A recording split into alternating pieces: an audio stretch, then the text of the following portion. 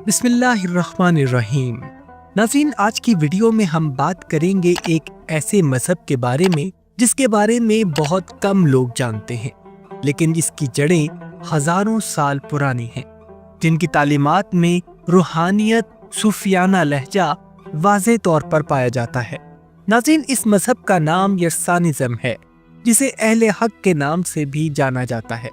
नाज़रीन, यरसानिज़्म क्या है, इसके अकायद क्या है, ये मज़हब कहाँ से शुरू हुआ और इसके मानने वाले कहाँ पाए जाते हैं, आज की वीडियो में हम आपको इस सब के बारे में तफसील से बयान करेंगे। आपसे गुजारिश है कि हमारी वीडियो को आखिर तक ज़रूर देखिएगा। नाज़रीन, यरसानिज़्म या अहले हक एक रूहानी सूफियाना मज़हब है जो ईरान और इराक के कुछ हिस्सों में राइज है।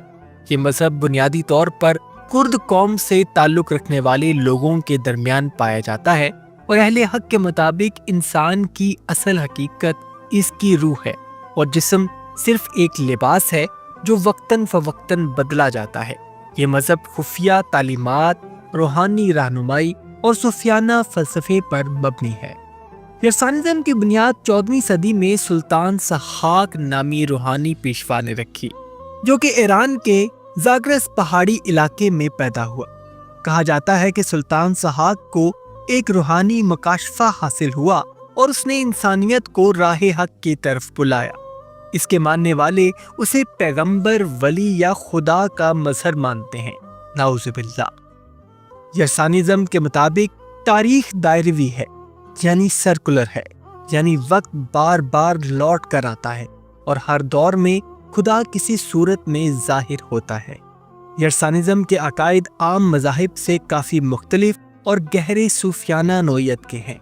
जैसा कि इनके मुताबिक रूह एक जिस्म से दूसरे जिस्म में मुंतकिल होती रहती है, यहाँ तक कि वो मुकम्मल पाकीज़गी हासिल कर ले। ये लोग मानते हैं कि खुदा वक्तन फवक्तन इंसानों की सूरत में जाहिर होता है और सुल्तान सहाक को भी एक खुदाई मजहर माना जाता है। नाउज़ुबिल्लाह। हर यरसानी पैरोकार एक रूहानी ग्रोह से मुंसलिक होता है और इस ग्रोह का एक लीडर या पीर होता है और वो अपने मुरीद को हक की तरफ रहनुमाई करता है। यरसानिज़्म की तालीमात का बड़ा हिस्सा खुफिया होता है और सिर्फ मखसूस मुरीदों को अंदरूनी इल्म सिखाया जाता है। यरसानिज़्म के दरमियान रंग, नस्ल या दौलत की कोई तमीज़ नहीं, सब बराबर ही समझे जाते हैं। नाज़रीन, इनकी मजहबी इबादात में सबसे बड़ी अहमियत एक रूहानी इज्तिमा की है, जिसको ये लोग जम कहते हैं। ये एक मखसूस रूहानी महफिल होती है जहाँ इनके पैरोकार इकट्ठे होकर जिक्र, दुआ और मखसूस खाने बांटते हैं। यरसानिज़्म में मौसीकी को बहुत रूहानी अहमियत हासिल है और दफ नामी रिवायती साज इस्तेमाल किया जाता है और सूफियाना कलाम गाए जाते हैं।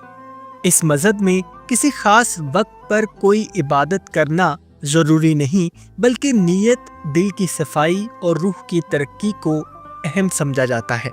इनकी मजहबी किताब को कलामे हक या दिफ्तर कहा जाता है और ये किताब शायरी की शक्ल में है, जिसमें फ़लसफ़ा, इखलाकियात, रूहानियत और मजहबी कहानियाँ शामिल हैं।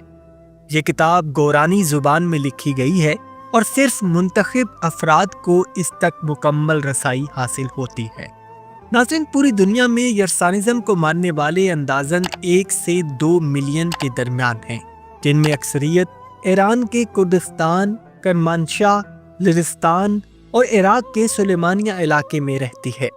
ये पैरोकार अक्सर खुद को मुसलमान जाहिर करते हैं क्योंकि ईरान और इराक जैसे ममालिक में मजहबी अक़लियतों को आज़ादी हासिल नहीं है।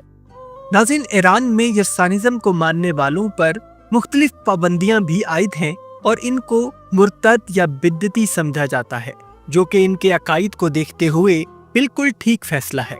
और ईरान में यरसानिज़्म को मानने वाले अपनी मजहबी शनाख्त को छुपा कर जिंदगी गुजारते हैं ताकि सिक्योरिटी, तालीम और रोज़गार के मसाइल से बच सके।